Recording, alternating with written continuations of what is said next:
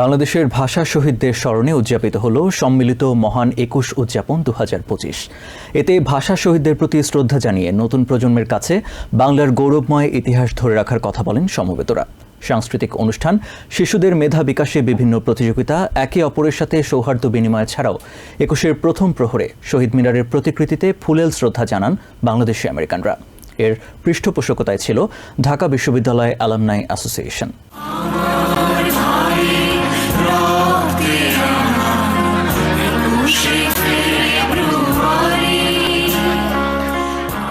বাঙালির ভাষা অর্জনের যেই গৌরব গাঁথা ইতিহাস তা বিশ্ব দরবারে বারবার মাথা উঁচু করেছে বাংলাদেশের। এদেশে বসবাসরত বাংলাদেশি আমেরিকানরাও মননে মস্তিষ্কে ধারণ করে সেই অর্জন।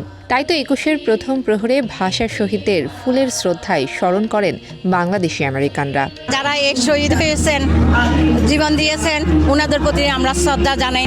২১ উদযাপন উপলক্ষে সবাই আসতে পারি, খুব আনন্দিত, উৎসাহিত।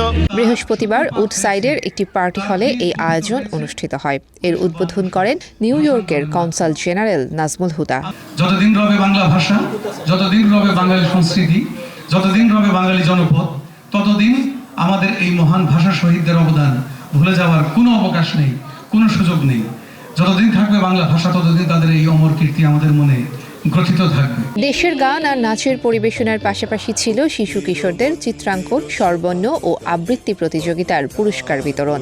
অনুষ্ঠানে আগত অতিথিরা বক্তব্যের মধ্য দিয়ে তুলে ধরেন নিজেদের অনুভূতি। প্রবাসী থেকেও শহীদদের ২১শে ফেব্রুয়ারি উদযাপন করতেছি, এটা আমাদের গর্বের বিষয়। আমরা যতই বিদেশে থাকি না কেন, বাংলাদেশ আমাদের সবসময় হৃদয়ে আছে। বছরে একটা দিন আসে, আমি খুব অপেক্ষা করি এবং খুব এনজয় করি। আমার মনে হয় যে আরো বেশি এরকম করা উচিত, জানি আমাদের নেক্সট জেনারেশন ও বাংলা ল্যাঙ্গুয়েজের ভ্যালুটা বুঝে। এত সুন্দর একটা অনুষ্ঠানের মধ্যে যুক্ত হতে পেরে নিজেকে সত্যি অনেক গর্বিত মনে করছি। ৮,০০০ মাইল দূরে থেকেও বাংলাদেশের ইতিহাসের এই দিন আন্দোলিত করে শেকড়কে।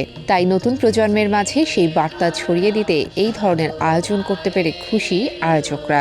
এই আয়োজন আমরা আসলে করি হচ্ছে আমাদের পরবর্তী প্রজন্মদের জন্য, যারা ভাষার সম্পর্কে আমাদের ঐতিহ্যকে শিখবে, লালন করবে এবং তারা ক্যারি করবে। এটা আমাদের গর্ব এবং যুগ যুগ ধরে এটা আমার প্রবাসে এবং বিভিন্ন দেশে ছড়ায় দেব। অনুষ্ঠানে অংশ নিয়ে নতুন প্রজন্মের মাঝে বাংলা ভাষার গৌরব ধরে রাখার এই প্রয়াসের প্রশংসা করেন বিশিষ্টজনেরা। ২১শে ফেব্রুয়ারি আমরা কি বলতে পারি যে আমাদের জন্য কত ভাষা শহীদ রক্ত দিছে,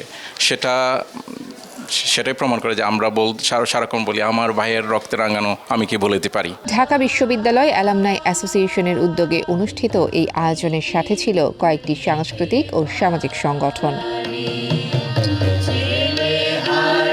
২১ শুধু ভাষা আন্দোলন নয়, এটি আন্তর্জাতিক মাতৃভাষার স্বীকৃতি আদায়ের দিন, যেই বোধ পুরো বিশ্বকে এক সুতোয় গেঁথে জানান দিচ্ছে বৃথা যায়নি শহীদের রক্ত। তাহিয়া রুবাইয়াত অপলা, TVN 24, নিউ ইয়র্ক।